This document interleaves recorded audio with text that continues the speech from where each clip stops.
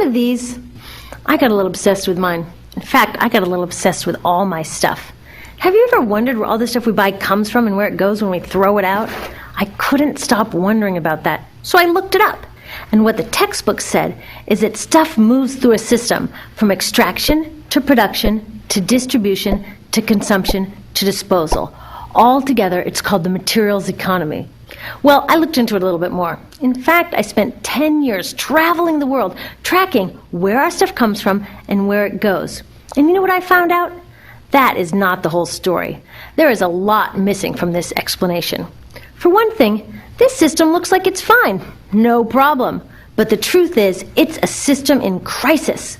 And the reason it's a system in crisis is it's a linear system and we live on a finite planet. And you cannot run a linear system on a finite planet indefinitely. Every step along the way, this system is interacting with the real world. In real life, it's not happening on a blank white page. It's interacting with societies, cultures, economies, the environment. And all along the way, it's bumping up against limits. Limits we don't see here because the diagram is incomplete. So let's go back through. Let's fill in some of the blanks and see what's missing. Well, one of the most important things that's missing is people. Yes, people. People live and work all along this system. And some people in this system matter a little more than others. Some have a little more say. Who are they? Well, let's start with the government. Now, my friends tell me I should use a tank to symbolize the government, and that's true in many countries and increasingly in our own. After all, more than 50% of our federal tax money is now going to the military. But I'm using a person to symbolize the government because I hold true to the vision and values the government should be of the people, by the people, for the people. It's the government's job to watch out for us, to take care of us. That's their job. Then along came the corporation. Now, the reason the corporation looks bigger than the government is that the corporation is bigger than the government. Of the 100 largest economies on Earth now, 51 are corporations. And as the corporation has grown in size and power, we've seen a little change in the government where they're a little more concerned in making sure everything's working out for those guys than for us. Okay, so let's see what else is missing from this picture. We'll start with extraction, which is a fancy word for natural resource exploitation, which is a fancy word for trashing the planet. What this looks like is we chop down the trees, we blow up mountains to get the metals inside, we use up all the water, and we wipe out the animals. So here we are running up against our first limit. We are running out of resources. We are using too much stuff. Now, I know this can be hard to hear, but it's the truth, so we've got to deal with it. In the past 3 decades alone, 1/3 of the planet's natural resource base has been consumed. Gone. We are cutting and mining and hauling and trashing the place so fast that we're undermining the planet's very ability for people to live here. Where I live, in the United States, we have less than 4% of our original forests left.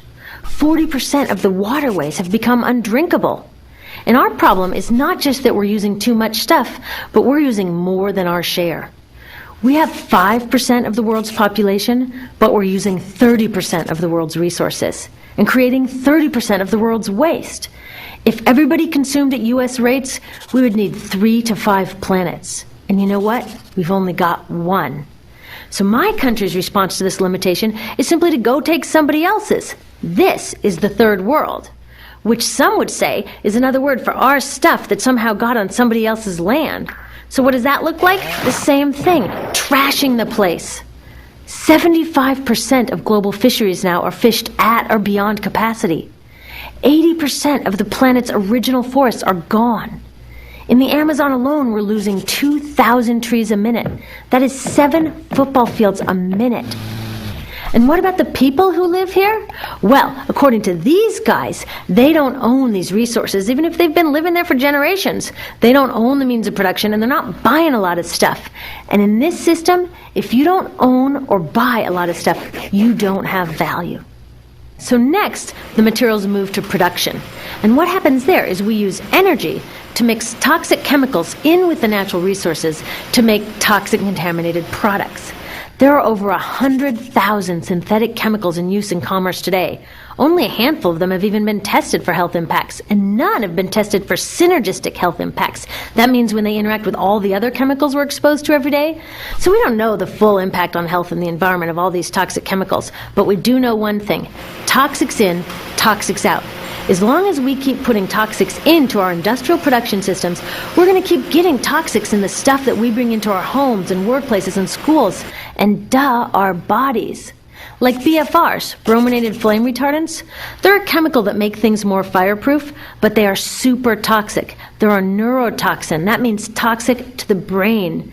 What are we even doing using a chemical like this? Yet we put it in our computers, our appliances, couches, mattresses, even some pillows. In fact, we take our pillows, we douse them in a neurotoxin, then we bring them home and put our heads on them for 8 hours a night to sleep. Now, I don't know, but it seems to me in this country with so much potential, we could think of a better way to stop our heads from catching on fire at night. Now, these toxics build up the food chain and concentrate in our bodies. Do you know what is the food at the top of the food chain with the highest level of many toxic contaminants? Human breast milk. That means that we've reached a point where the smallest members of our societies, our babies, are getting the highest lifetime dose of toxic chemicals from breastfeeding from their mothers. Is that not an incredible violation? Breastfeeding must be the most fundamental human act of nurturing. It should be sacred and safe. Now, breastfeeding is still best, and mothers should definitely keep breastfeeding, but we should protect it. They should protect it. I thought they were looking out for us. And of course, the people who bear the biggest brunt of these toxic chemicals are the factory workers, many of whom are women of reproductive age. They're working with reproductive toxins, carcinogens, and more. Now I ask you, what kind of woman of reproductive age would work in a job exposed to reproductive toxins except for a woman with no other option? And that's one of the beauties of this system. The erosion of local environments and economies here ensures a constant supply of people with no other option. Globally, 200,000 people a day are moving from environments that have sustained them for generations into cities, many to live in slums, looking for work, no matter how toxic that work may be. So you see, it's not just resources that are wasted along this system, but people too. Whole communities get wasted. Yep, toxics in, toxics out. A lot of the toxics leave the factories in products, but even more leave as byproducts or pollution. And it's a lot of pollution. In the U.S., our industry admits to releasing over 4 billion pounds of toxic chemicals a year. And it's probably a lot more because that's only what they admit. So that's another limit, because yuck, who wants to look at and smell 4 billion pounds of toxic chemicals a year? So what do? Move the dirty factories overseas, pollute someone else's land. But surprise, a lot of that pollution is coming right back at us, carried by wind currents. So what happens after all these natural resources are turned into products? Well, it moves here for distribution. Now, distribution means selling all the toxic contaminated junk as quickly as possible. The goal here is to keep the prices down, keep the people buying, and keep the inventory moving. How do they keep the prices down? Well, they don't pay the store workers very much, and they skimp on health insurance every time they can. It's all about externalizing the costs. What that means is that the real costs of making stuff aren't captured in the price. In other words, we aren't paying for the stuff we buy. I was thinking about this the other day. I was walking to work and I wanted to listen to the news, so I popped into a Radio Shack to buy a radio. I found this cute little green radio for $4.99. I was standing there in line to buy this thing, and I was thinking, how could $4.99 possibly capture the cost of making this radio and getting it into my hands? The metal was probably mined in South Africa. The petroleum was probably drilled in Iraq. The plastics were probably produced in China, and maybe the whole thing was assembled by some 15-year-old in a maquiladora in Mexico. $4.99 wouldn't even pay the rent for the shelf space it occupied until I came along, let alone part of the staff guy's salary who helped me pick it out, or the multiple ocean cruises and truck rides pieces of this radio went on. That's how I realized I didn't pay for the radio. So who did pay? Well, these people paid with the loss of their natural resource space. These people paid with the loss of their clean air, with increasing asthma and cancer rates. Kids in the Congo paid with their future. 30% of the kids in part of the Congo have dropped out of school to mine coltan, a metal we need for our cheap and disposable electronics. These people even paid by having to cover their own health insurance. All along this system, people pitched in so I could get this radio for $4.99, and none of these contributions are recorded in any accounts book. That's what I mean by the company owners externalized the true costs of production. And that brings us to the golden arrow of consumption. This is the heart of the system, the engine that drives it. It is so important that protecting this arrow has become the top priority for both of these guys. That's why after 9/11, when our country was in shock, and President Bush could have suggested any number of appropriate things, to grieve, to pray, to hope. No, he said to shop. To shop! We have become a nation of consumers. Our primary identity has become that of being consumers, not mothers, teachers, farmers, but consumers. The primary way that our value is measured and demonstrated is by how much we contribute to this arrow, how much we consume. And do we? We shop and shop and shop, keep the materials flowing, and flow they do. Guess what percentage of total materials flow through this system is still in product or use 6 months after their date of sale in North America? 50%? 20? No, 1%. 1. In other words, 99% of the stuff we harvest, mine, process, transport, 99% of the stuff we run through this system is trashed within 6 months. Now, how can we run a planet with that level of materials throughput? It wasn't always like this. The average U.S. person now consumes twice as much as they did 50 years ago. Ask your grandma. In her day, stewardship and resourcefulness and thrift were valued. So how did this happen? Well, it didn't just happen. It was designed. Shortly after World War II, these guys were figuring out how to ramp up the economy. Retailing analyst Victor Lebeau articulated the solution that's become the norm for the whole system. He said, our enormously productive economy demands that we make consumption our way of life, that we convert the buying and use of goods into rituals, that we seek our spiritual satisfaction, our ego satisfaction in consumption. We need things consumed, burned up, replaced, and discarded at an ever-accelerating rate. President Eisenhower's Council of Economic Advisors chairman said that the American economy's ultimate purpose is to produce more consumer goods. More consumer goods? Our ultimate purpose? Not provide health care or education or safe transportation or sustainability or justice? Consumer goods? How did they get us to jump on board this program so enthusiastically? Well, 2 of their most effective strategies are planned obsolescence and perceived obsolescence. Planned obsolescence is another word for designed for the dump. It means they actually make stuff to be useless as quickly as possible, so we'll chuck it and buy a new one. It's obvious with things like plastic bags and coffee cups, but now it's even big stuff. Mops, DVDs, cameras, barbecues even, everything. Even computers. Have you noticed that when you buy a computer now, the technology is changing so fast that in just a couple of years, it's actually an impediment to communication? I was curious about this, so I opened up a big desktop computer to see what was inside. And I found out that the piece that changes each year is just a tiny little piece in the corner. But you can't just change that one piece because each new version is a different shape. So you got to chuck the whole thing and buy a new one.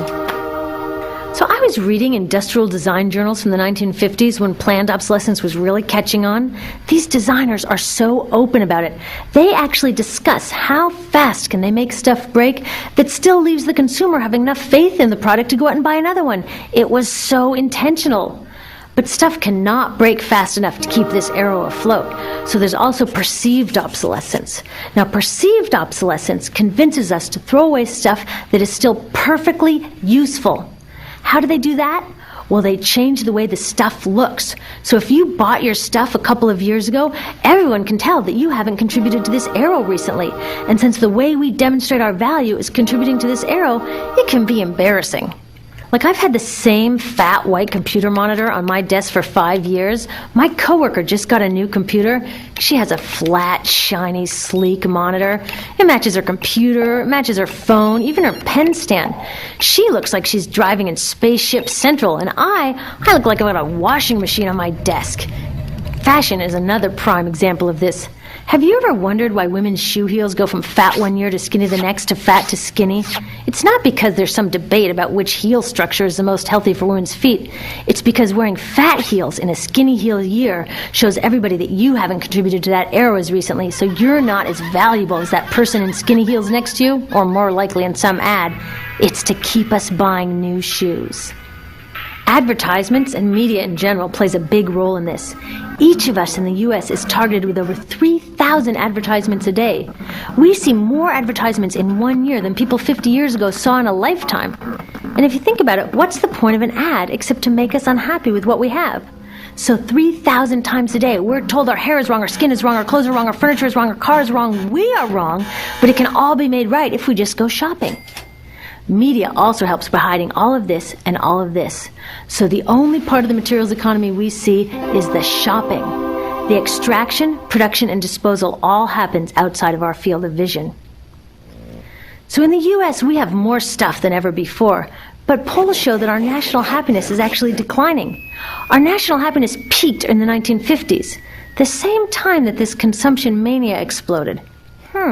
Interesting coincidence. I think I know why. We have more stuff, but we have less time for the things that really make us happy. Friends, family, leisure time. We're working harder than ever. Some analysts say we have less leisure time than any time since feudal society. And do you know what the two main activities are that we do with the scant leisure time we have? Watch TV and shop. In the U.S., we spend 3 to 4 times as many hours shopping as our counterparts in Europe do. So we're in this ridiculous situation where we go to work, maybe 2 jobs even, and we come home and we're exhausted, so we plop down on our new couch and watch TV, and the commercials tell us you suck, so you got to go to the mall to buy something to feel better, and then you got to go to work more to pay for the stuff you just bought, so you come home and you're more tired, so you sit down and you watch more TV, and it tells you to go to the mall again, and we're on this crazy work, watch, spend treadmill, and we could just stop. So in the end, what happens to all the stuff we buy anyway? At this rate of consumption, it can't fit into our houses, even though the average house size has doubled in this country since the 1970s. It all goes out in the garbage. And that brings us to disposal. This is the part of the materials economy we all know the most because we have to haul the junk out to the curb ourselves. Each of us in the United States makes 4.5 pounds of garbage a day. That's twice what we each made 30 years ago.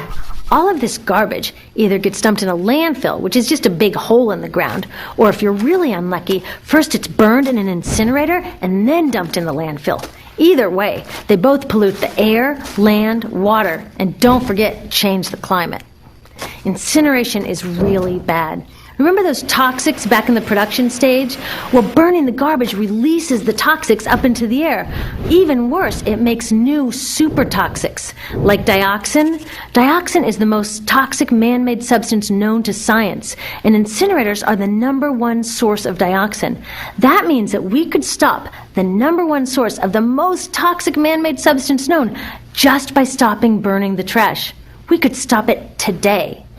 Now, some companies don't want to deal with building landfills and incinerators here, so they just export the disposal too.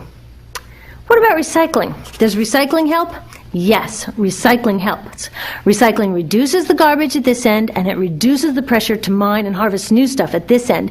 Yes, yes, yes, we should all recycle, but recycling is not enough. Recycling will never be enough for a couple reasons. First, the waste coming out of our houses is just the tip of the iceberg. For every 1 garbage can of waste you put out on the curb, 70 garbage cans of waste were made upstream just to make the junk in that 1 garbage can you put out on the curb. So even if we could recycle 100% of the waste coming out of our households, it doesn't get to the core of the problems. Also, much of the garbage can't be recycled, either because it contains too many toxics or it's designed not to be recyclable in the first place. Like those juice packs, where they have layers of metal and paper and plastic all smushed together, you can never separate those for true recycling. So you see, it is a system in crisis. All along the way, we are bumping up against limits. From changing climate to declining happiness, it's just not working. But the good thing about such an all-pervasive problem is that there are so many points of intervention. There are people working here on saving forests and here on clean production, people working on labor rights and fair trade and conscious consuming and blocking landfills and incinerators, and very importantly, on taking back our government so that it really is by the people and for the people. All of this work is critically important, but things are really going to start moving when we see the connections, when we see the big picture. When people along the system get united, we can reclaim and transform this linear system into something new, a system that doesn't waste resources or people. Because what we really need to chuck is that old school throwaway mindset. There's a new school of thinking on this stuff, and it's based on sustainability and equity, green chemistry, zero waste, closed-loop production, renewable energy, local living economies. It's already happening. Now, some say it's unrealistic, idealistic that it can't happen, but I say the ones who are unrealistic are those that want to continue with the old path. That's dreaming. Remember, that old way didn't just happen. It's not like gravity that we've just got to live with. People created it, and we're people too. So let's create something new.